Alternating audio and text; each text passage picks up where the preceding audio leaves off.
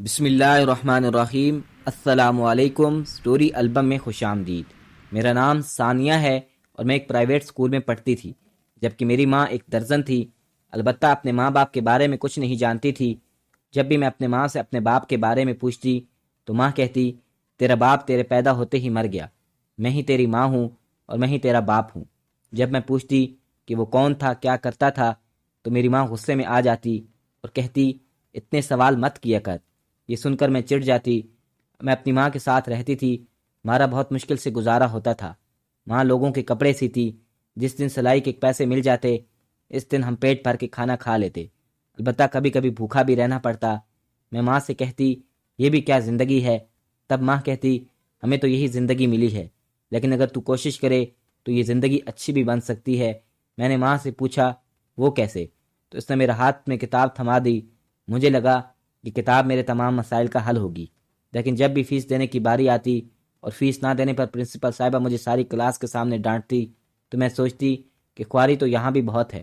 میں روز اسکول سے واپس آ کر کہتی کہ ماں، میں کل سکول نہیں جاؤں گی، بس تمہارے ساتھ کام کروں گی۔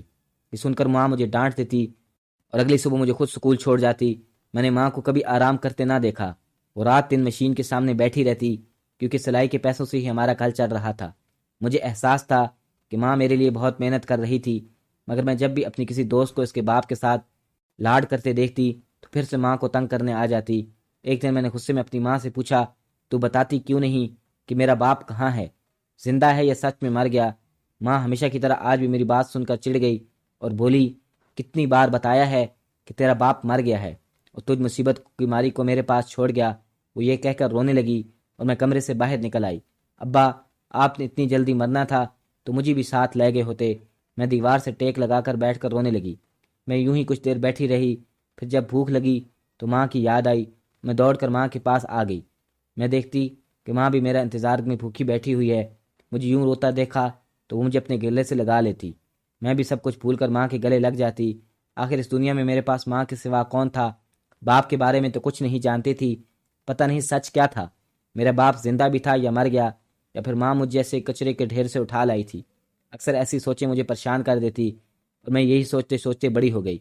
مجھے لگتا تھا کہ بڑے ہونے سے ہماری پریشانیاں ختم ہو جائیں گی، لیکن یہ تو وقت کے ساتھ ساتھ زیادہ ہوتی گئی۔ میں اسکول میں تھی، وہاں فیسیں کم دینا پڑتی، لیکن کالج میں آ کر پتہ چلا کہ اسکول کی فیس اس کے مقابلے میں کچھ بھی نہیں۔ میں روز ماں سے کہتی کہ میں آگے پڑھنے کی بجائے کوئی کام سیکھنا چاہتی ہوں تاکہ کچھ پیسے آ جائیں، لیکن ماں مجھے سختی سے منع کر دیتی۔ وہ چاہتی تھی کہ میں پڑھائی مکمل کر کے کہیں نوکری کر لوں، مگر میں یہ بھی جانتی تھی کہ غریب بندے کو کون مفت میں نوکری دیتا ہے۔ میں خواہ مخواہ میں اپنا وقت ضائع کر رہی تھی، مگر ماں یہ بات نہیں سمجھتی تھی۔ وہ تو بس گھر میں بیٹھ کر بڑے بڑے خواب سوچ رہی تھی کہ اس کی بیٹی پڑھ لکھ کر ایک بڑی افسر بن جائے گی اور اس کے سارے مسئلے حل ہو جائیں گے۔ لیکن ماں نہیں جانتی تھی کہ تعلیم مکمل ہونے کے بعد مجھے کسی کی سفارش یا رشوت کے بغیر کوئی نوکری نہیں ملے گی۔ یہ بات میں نے اسے کئی سالوں سے سمجھا رہی تھی کہ آپ مجھے کوئی کام کرنے دیں تاکہ آپ کو اس عمر میں اتنی محنت نہ کرنی پڑے، مگر ماں نہیں مانی۔ اور پھر ایک دن میں گھر آئی تو ماں بے ہوش پڑی تھی۔ میں جلدی سے انہیں ہسپتال لے گئی، جہاں ڈاکٹروں نے چیک اپ کے بعد کہا کہ تمہاری ماں کے گردے خراب ہو رہے ہیں، اس لیے بہتر ہے کہ اسے آرام کرنے دو اور کوئی محنت والا کام نہ کرنے دو۔ ماں ایک دن اسپتال رہی اور دوسرے دن میں انہیں گھر لے آئی۔ میں نے انہیں ڈاکٹر کی بات بتائی تو وہ مسکرا کر کہنے لگی، بیٹا، ویسے بھی میری زندگی کا کوئی بھروسہ نہیں، آج مروں یا کل، مرنا تو ہے ہی، اس لیے تم مجھے کام کرنے سے منع نہ کر، مجھے پیسے جمع کرنے ہیں تاکہ تیری کسی اچھی جگہ شادی کر سکوں۔ یہ سن کر مجھے غصہ آ گیا۔ میں سوچتی، پتہ نہیں یہ کیسی عورت تھی جسے اپنی صحت کا بھی خیال نہیں تھا۔ میں ماں کی یہ بات سن کر چلا اٹھی، پہلے باپ نہیں تھا اور اب تم بھی مجھے چھوڑ کر چلی جاؤ گی، یہ کہہ کر میں رونے لگی۔ ماں، جب تم میری بات نہیں مانتی تو مجھے شک ہونے لگتا ہے کہ میں تیری سکی اولاد نہیں ہوں۔ مجھے تو لگتا ہے کہ میں تجھے کسی کوڑے دان سے ملی تھی۔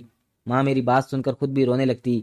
پاگل، یہ تو کیسی باتیں کر رہی ہے، میں تیری سکی ماں ہوں اور تمہارا باپ بھی بہت اچھا آدمی تھا، بس کچھ برے حالاتوں نے اسے ہم سے بہت دور کر دیا۔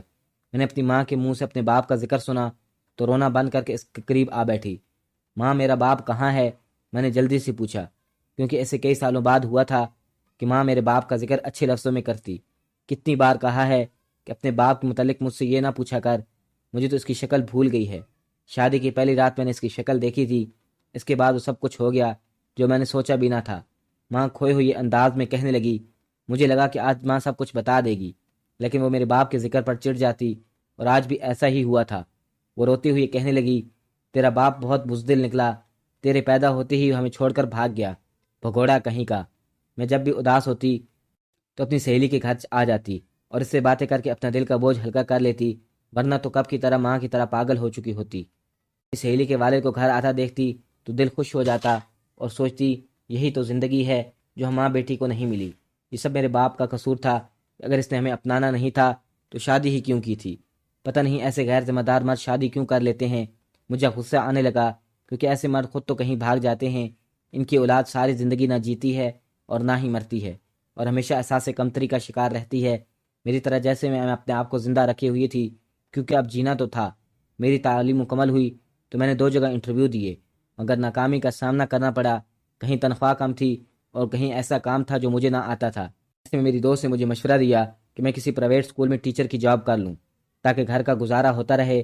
میں نے اس کی بات مان لی اور ایک پرائیویٹ اسکول میں ٹیچر لگ گئی۔ پہلی تنخواہ ملی تو میں نے ماں سے کہا کہ بس اب تم کام چھوڑ دو۔ زندگی میں پہلی بار اس نے میری بات مان لی۔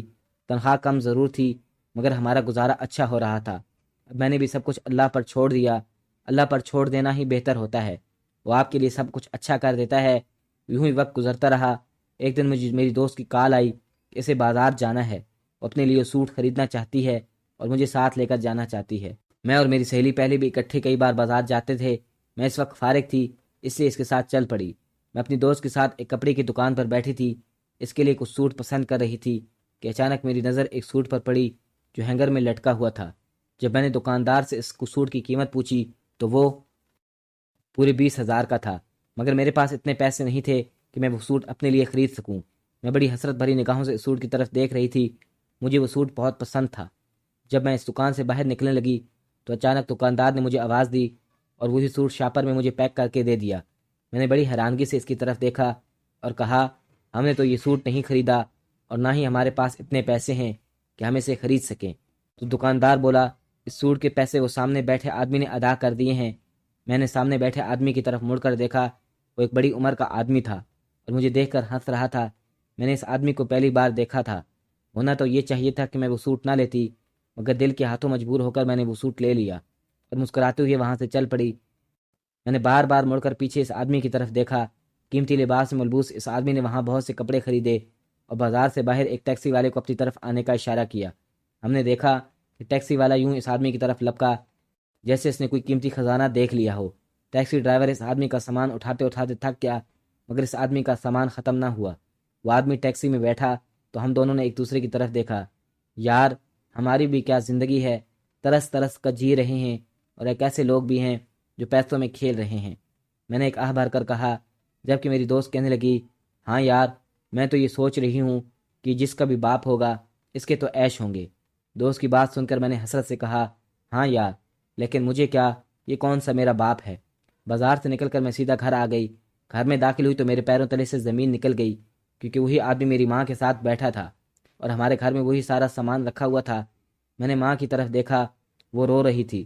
میں نے حیرانگی سے پوچھا، ماں، یہ آدمی کون ہے؟ اس نے جل کر کہا، تو پوچھتی تھی نا تیرا باپ کون ہے، تو یہ سن، یہ سامنے بیٹھا آدمی تیرا باپ ہے۔ ماں کا یہ جواب سن کر میں حیران رہ گئی، کیونکہ یہ تو وہی شخص تھا جو مجھے ابھی بازار میں ملا تھا۔ جبکہ وہ آدمی یہ سن کر میری طرف بڑھا اور کہا کہ اچھا، تم میری بیٹی ہو۔ یہ کہہ کر میرے سر پر ہاتھ رکھنے لگا۔ یہ میرے ساتھ پہلی بار ہوا تھا۔ یہ احساس مجھے شرشار کر رہا تھا۔ میں سوچتی تھی کہ اگر میرا باپ زندہ ہوتا اور کسی دن میرے سامنے آ گیا تو میں اس کا منہ توڑ دوں گی، مگر میں اس وقت اس کے سینے کے ساتھ لگی ہوئی تھی اور میرا دل چاہ رہا تھا کہ وقت رک جائے۔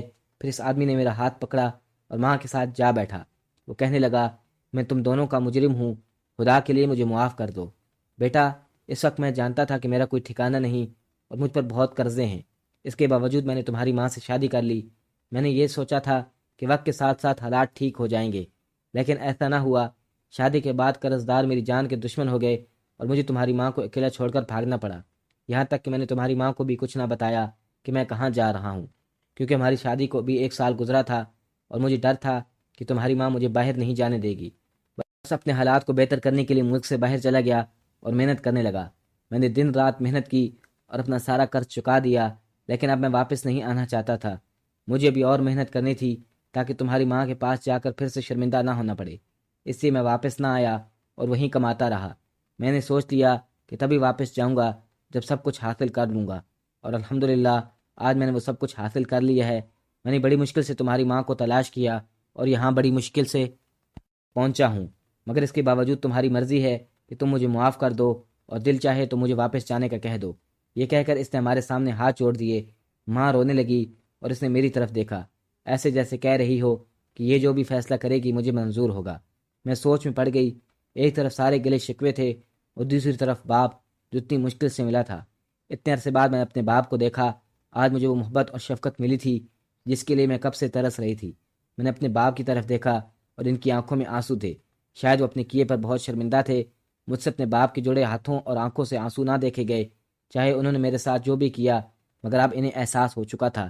میں نے آگے بڑھ کر اپنے باپ کو اپنے گلے سے لگا لیا۔ میری ماں بھی میرے باپ کو معاف کر دیا، اور پھر باپ نے کہا، بیٹا میں دیکھ رہا تھا کہ تمہیں وہ سوٹ بہت پسند آیا ہے، اور مجھے اندازہ ہو گیا کہ تمہارے پاس پیسے نہیں ہیں۔ تمہیں دیکھ کر مجھے اپنی بیٹی یاد آ گئی، اور میں سوچ میں پڑ گیا کہ اگر آج میری بیٹی میرے پاس ہوتی تو وہ بھی تمہارے جتنی ہوتی۔ مجھے کیا معلوم تھا کہ جسے میں اپنی بیٹی کی طرح سمجھ رہا تھا وہ سچ مچ میں میری بیٹی ہوگی۔ بس یہی سوچ کر میں نے اسے سوٹ کے پیسے دکاندار کو دیے۔ یہ سن کر میری ماں کہنے لگی، یہ کیا معاملہ ہے، مجھے بھی تو بتاؤ۔ میں نے اپنی ماں کو ساری بات بتائی۔ وہ یہ بات سن کر ہنسنے لگی، اور آج ہم سب ہنسی خوشی زندگی گزار رہے ہیں۔